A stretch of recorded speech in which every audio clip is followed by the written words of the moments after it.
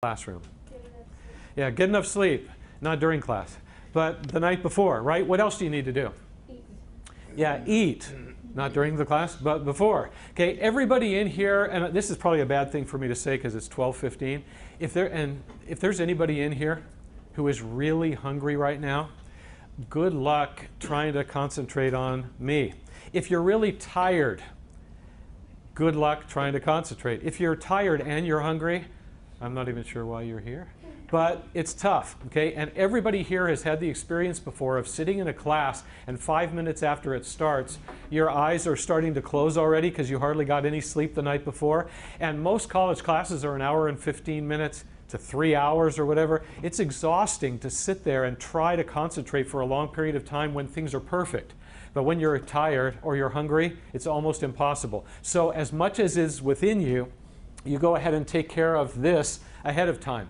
I've had students say that when they got really hungry, and again, I don't know what you're like, but you'd be the weirdest human being I've ever met if this wasn't true. Usually when you get hungry and time passes, what happens?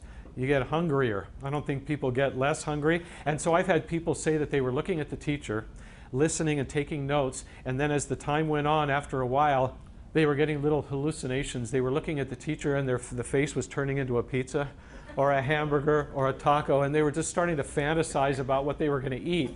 Well, it's all over at that point, okay? And so this is the physical part. And by the way, think about one thing for me, and that is, and again, not to shout out to me, if you have one class this semester that is the hardest for you to be interested in or to stay awake in, and for example, that class meets on Tuesday and Thursday at whatever time, then what are you supposed to do on Monday and Wednesday night?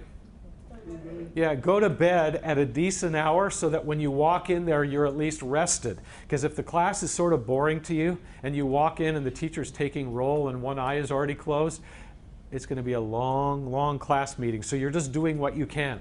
Now, for the mental part, all I'll say about this is that this could mean many things, but it mostly has to do with problems.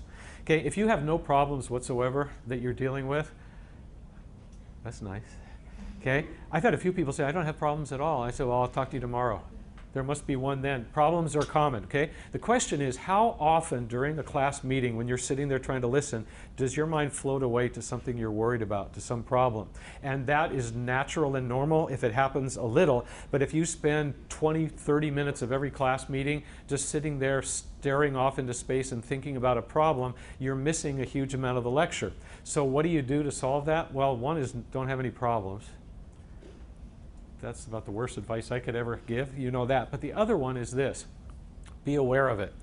I always tell people this. It's a stupid sounding thing, but it can work. I used to walk up to a classroom when I was in college and I had problems like you. And I would imagine leaving them outside the door, kind of like I'm leaving an umbrella out there. And then when I walked in, I would look at all four walls and I'd just say, for the next hour or however long, this is the world. This is all that exists is in here. Nothing else exists. And I would sit there and I'd listen, and then when all those problems start coming, I'd say, oh, no, that doesn't exist. And I'd try to push them out. And sometimes it was like ping pong back and forth.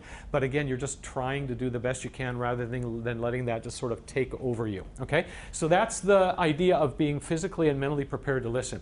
The third one, which is a pretty simple idea too, but most students I find have the wrong approach here, is to set a goal. All right, so I'm going to ask you this. Every time you walk into a college classroom and you sit down and you get